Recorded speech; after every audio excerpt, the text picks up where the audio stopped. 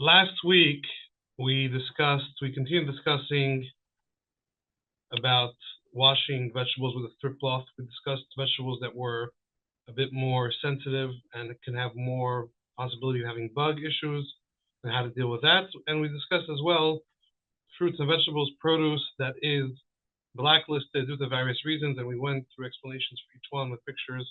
If someone missed that, they can see that over there. This week we'll be touching a little bit more on the blacklists, as well as is there a way to consume these different fruits or vegetables that are blacklisted, and what's the practical way to go about for that. So last week, what we were presented, the blacklist that we presented was the moderate, average, mainstream, acceptable standard, which is kept by what's called the national hashgachas, like the OU, the OK, the Chavk, the Star K, and the CRC Chicago.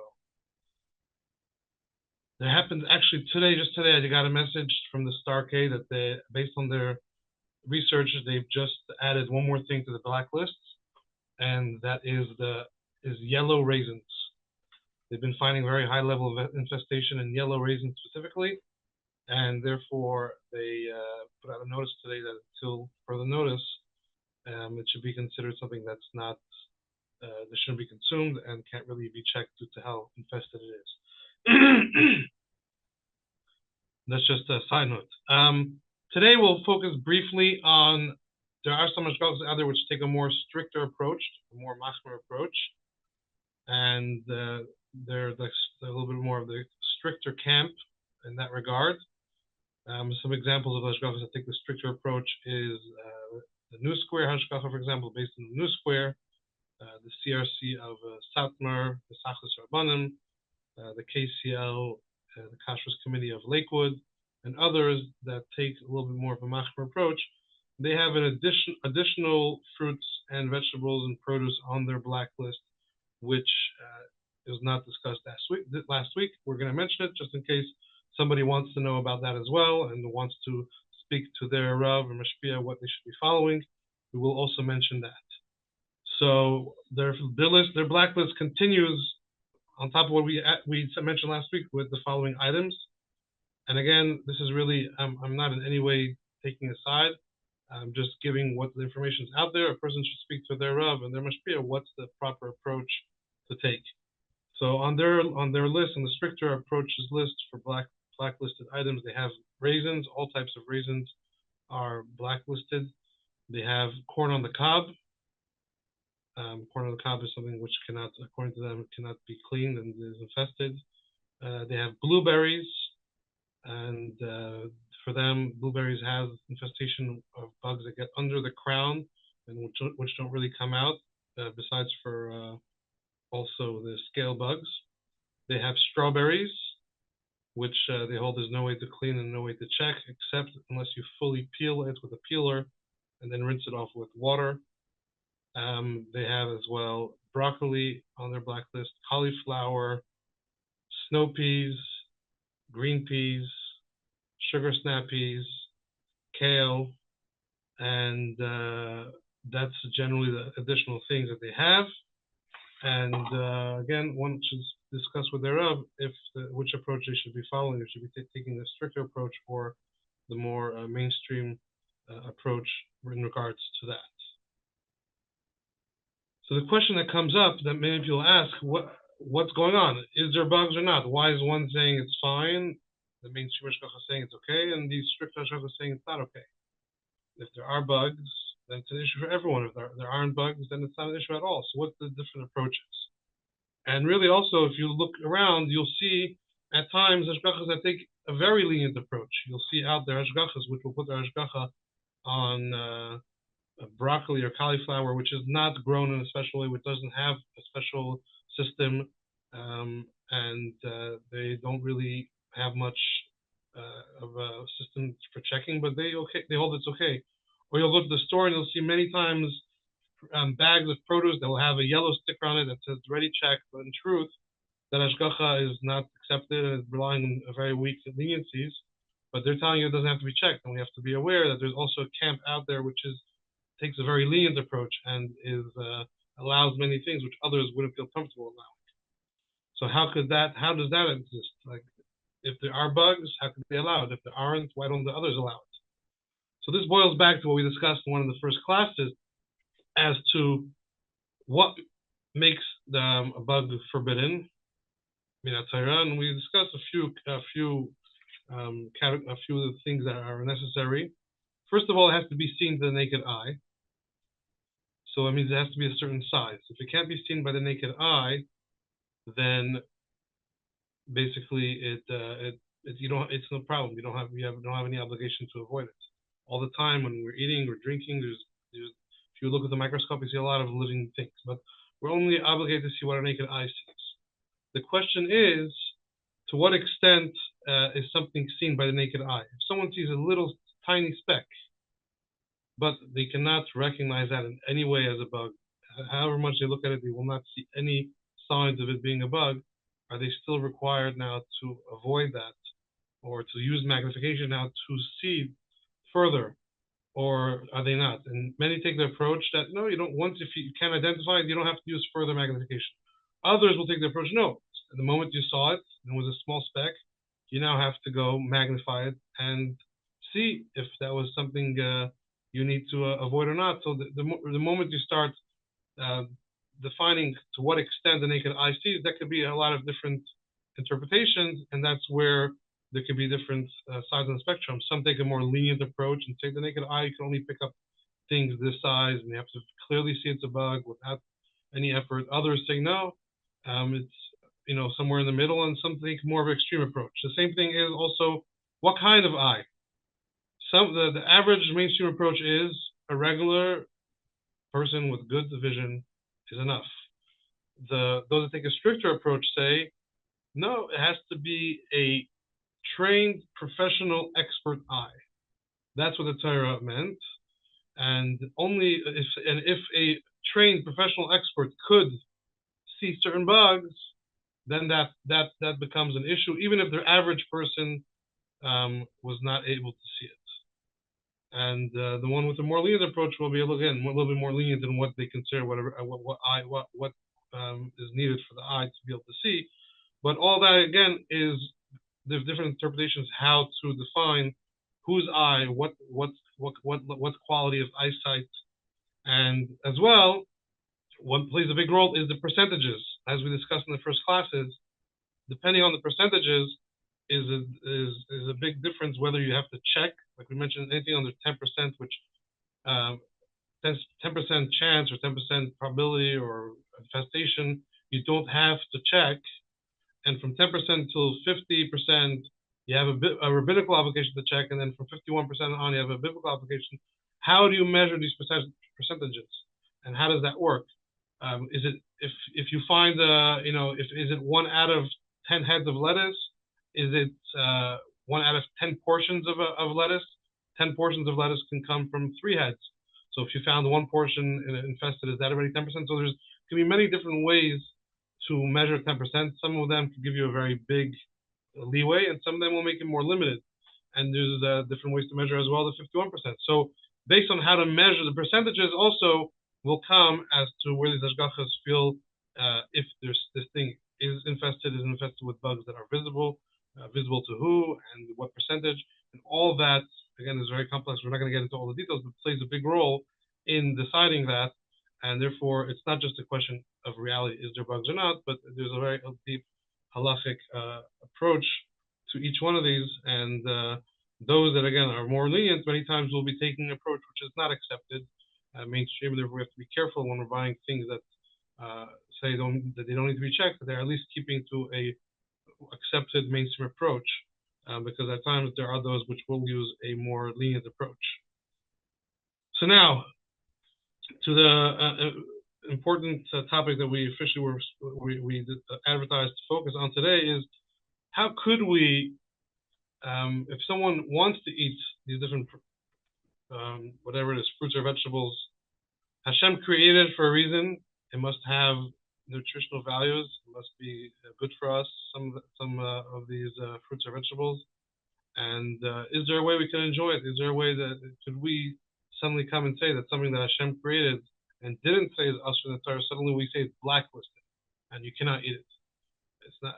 Why can't you eat it? Maybe we could figure out a way to get around it. The bugs is the problem, not the fruits or vegetables. So how could we do that? So I'm going to be discussing various methods for different things. Everything discussed today is not specifically applicable for organic, because organic at times will be a bit more infested and will need a little bit more attention.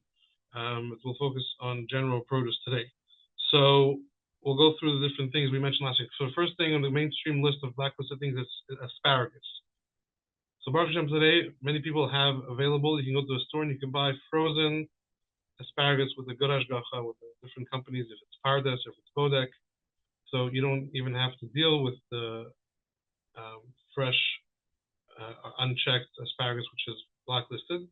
If for whatever reason a person doesn't want that, they want something more fresh, they don't want something frozen, or it's too expensive. The next option is, like we mentioned briefly last week, and you can see a picture that I showed last week, is if you peel all the triangular leaves and you cut off the head with all those little leaves on it, then it looks like a string bean almost, and you wash it well under a strong stream of water, it's ready to go, and you can eat it like that. And third option, which the Star K advises, is there is a way to even keep the head on. But you have to remove the triangular leaves by peeling them off. But if you leave the head on, if the head are a little bit loose, and the leaves on the head are not too tight, and you soak the head in a bowl of soapy water, and you agitate very, very strongly back and forth, the head specifically in the water, back and forth as you hold the sticks of asparagus, and you check that water. If that water is bug-free, then you can eat that asparagus leaving the head on. But you still have to peel off the leaves. But if you find even one bug, you have to throw everything out, because then, not throw it out, but you have to cut off all the head, and you can't use the head, because once you find even one bug, they could be embedded in areas in the head that we can't really reach. So that's a method out there. Or there is the white asparagus. White asparagus may taste differently, but that's something that's just out there and does not have any bugs.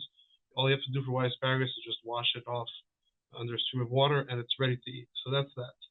In regards to artichoke, although the favorite part of many people is the center, is the heart with all the soft leaves, that there's no real way to do it. But one option to do is the outer leaves, which are not as soft, which only have maybe a little edge on the bottom that's edible.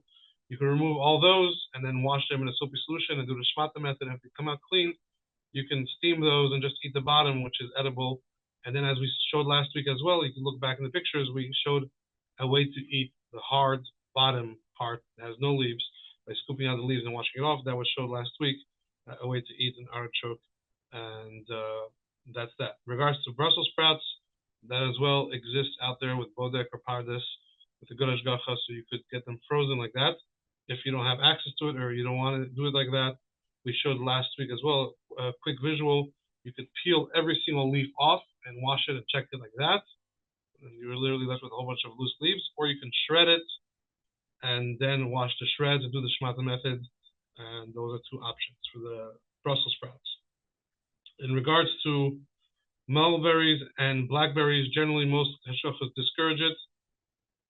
The OU does mention a method which may, if someone feels comfortable following it and mentioning it, so that someone could discuss, with their Rav and see if that's something they can do. This will only be advisable for small amounts. They discuss putting a white sheet down on top of a light box and picking up each berry maybe 1.5 feet, 2 feet in the air, dropping that berry 3 times, and then checking the light box if anything fell out. And then doing that to each and every single berry, and only once the whole box is cleared free of any bugs could you eat the box. Otherwise, if you find the bug in even in one of them, you can't eat. You have to basically discard the box or save it for something else, which we'll discuss. So that's one option which the OU out there gives. Another option is to wash them very well in a soapy solution, and wash off the soap. And once you already did a basic soapy wash, halachically it's permissible now to go and blend them. Blend them until they're in the liquidy form, like thinking like a sauce, like a dressing, or a liquidy smoothie. Why blending helps and all that we'll discuss in more detail, but that's an an option is to wash them well and then blend them. Now, the next thing which we mentioned was goji berries. Goji berries are heavily infested, and the only way to do it would be the same thing: washing them really, really well with soapy water, soaking them for a while till they get a bit soft, washing them well, and then using them in a smoothie or in something that will really blend them finely. And that's the only option for that. When it comes to all the different mushrooms mentioned, it's the same idea. If you want to soak them in a soapy solution, wash them really well, and then you could put them in a soup and blend them. That's about pretty much the idea of how it would be practical to consume those. And when it comes to raspberries, at times there may be available with a good hashgacha frozen raspberries. If someone wants specifically fresh, there is a method inspired or based on the OU's method before for the mulberries and blackberries. This one, to do an extra step, the raspberries, the advantage is that they have a cavity and there's a big hole in the center. If you put a straw in there and blow really hard, that will dislodge if there are bugs in there. And then after that, you bounce it again, each berry 3 times from about 2 feet on a white cloth and check it. And if the whole box comes out clean, then you could eat that box the way it is. It's maybe a little bit tiring and tedious, but if it's for a small amount, it's something that could be possibly done. So that's that. Now, in regards to the more stricter blacklists, the raisins, they don't give any, there's no real way to consume it. Corn on the cob, they suggest cutting all the pieces off the cob and then washing it really well in the soapy solution, and then washing it again in water and rinsing it off with the soap. For the blueberries, they recommend cutting off the top part with the crown, and then rinsing it off in a soapy, washing it and soaking it in soapy water, and then washing them off, and you can eat them without checking. And like strawberries, we mentioned, to fully peel them and then wash them off and eat them. Or another option is to buy frozen.